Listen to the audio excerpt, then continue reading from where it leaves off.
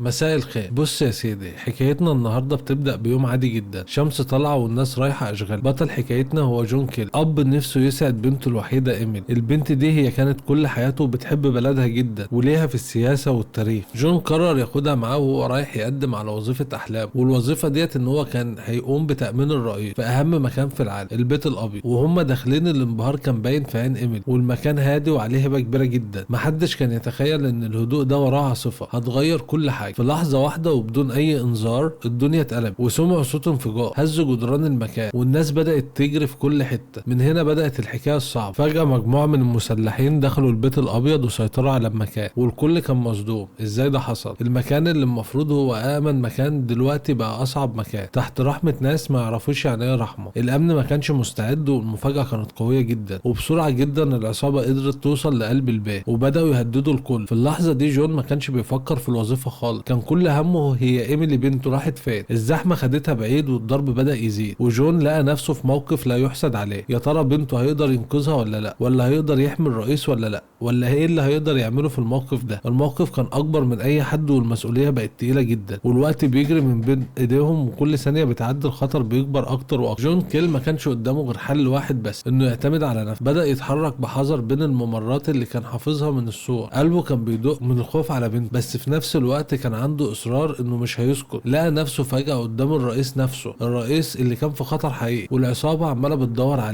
عليه في كل ركن وكل مكان. جون والرئيس بقوا لوحدهم في مواجهة جيش من المسلحين، وبدأت هنا علاقة إنسانية جميلة جدا. جون الأب والرئيس الإنسان، الاتنين خايفين على مستقبل بلد وخايفين على الناس اللي جوه البيت. جون بدأ يستخدم ذكائه وشجاعته عشان يحمي الرئيس، وفي نفس الوقت عينه مرغرغة بالدموع وهو بيدور على بنته في كل شاشة مراقبة أو ورا كل باب. المعركة ما كانتش بس ضرب نار ورصاص، دي كانت معركة نفسية صعبة جدا. جون بقى شايل حمل العالم كله على كتافه. العصابة بدأت تضغط عليه ويستخدموا ايميلي عشان يهددوه بيها. هنا بقى بانت معادن الناس. جون ما تهزش وفضل صامد رغم ان قلبه كان بيتقطع على بنته، والرئيس كان واقف معاه كتف بكتف وبيشجعه ويقول له احنا هنعدي منها. الخيانة بدأت تظهر، والناس اللي كانت قريبة من الرئيس طلعوا هم اللي فاتحين الابواب للخونة. صدمة كبيرة جدا خلت جون يحس ان الدنيا فعلا ما بقتش في امان، بس ما كانش فيه وقت للزعل، كان لازم يكمل عشان خاطر ايميلي بنته وعشان خاطر بلد. الاكشن زاد هنا، والانفجارات بدأت تدمر البيت الابيض، والكل كان بيسأل يا ترى النهاية هتكون عاملة ازاي. بس يا سيدي، والحكاية بدأت تسخن بجد. جون كيل لقى نفسه في موقف ما يتمنهوش لعدو، بنته في ايد العصابة والرئيس في رقبته. بس هنا ظهرت معادن الرجال. الرئيس الامريكي ما كانش مجرد منظر، ده طلع انسان بسيط خايف على بلده ومقدر جدا خوف جون على بنته. الاتنين بقوا فريق واحد، جون بخبرته في الشارع وشجاعته، والرئيس بدماغه وهدوء، وبدأوا يتحركوا في ممرات البيت الابيض اللي اتدمر، ممر ورا ممر وغرفة ورا غرفة. جون كان بيحاول يطمن ايميلي بنت، حتى وهو بعيد عنها كان بيبعت لها رسائل بعينيه ومن خلال كاميرات المراقبة عشان يحسسها ان بابا جاي، وان مفيش قوة في الارض تقدر تمنعه ان هو يوصل لها. الموضوع ما كانش مجرد ضرب نار، ده كان سباق مع الزمن. العصابة بدأت تنهار لانهم ما كانوش عاملين حساب اب قلبه محروق. جون بدأ يستخدم كل حاجة قدام، طفايات الحريق، الاساس، وحتى ذكاء بنت اللي كانت بتصورهم بالموبايل وتنزل فيديوهاتهم للعالم عشان تفضحهم. وهنا بنشوف ان البطولة عدوى، البنت الصغيرة بقت بطل والاب بقى بطل. حتى الرئيس نفسه مسك السلاح عشان يدافع عن البيت اللي بيمثل كرامة شعب. وفي مشهد ولا في الاحلام، جون والرئيس ركبوا العربية المصفحة في جنينة البيت الأبيض، والصواريخ بتضرب حواليهم من كل ناحية. كان هدف جون واحد، أنا هخرج أنا وبنتي من هنا مهما كان الثمن ومهما كانت التضحية. وفي قمة الأكشن الستارة وقعت على الخاين الحقيقي. صدمة كانت كبيرة يا سيد لما طلع الخاين هو أكتر واحد الرئيس كان بيثق فيه، الشخص اللي كان بياكل معاهم على سفرة واحدة، هو اللي فتح الأبواب ديت للشر. هنا جون فهم إن الحرب مش بس رصاص، دي حرب مبادئ وأصول. الخاين كان عايز يدمر العالم كله عشان طمع ومنصب زائد، وجون كان بيدافع عن بنته وبيته ووطن.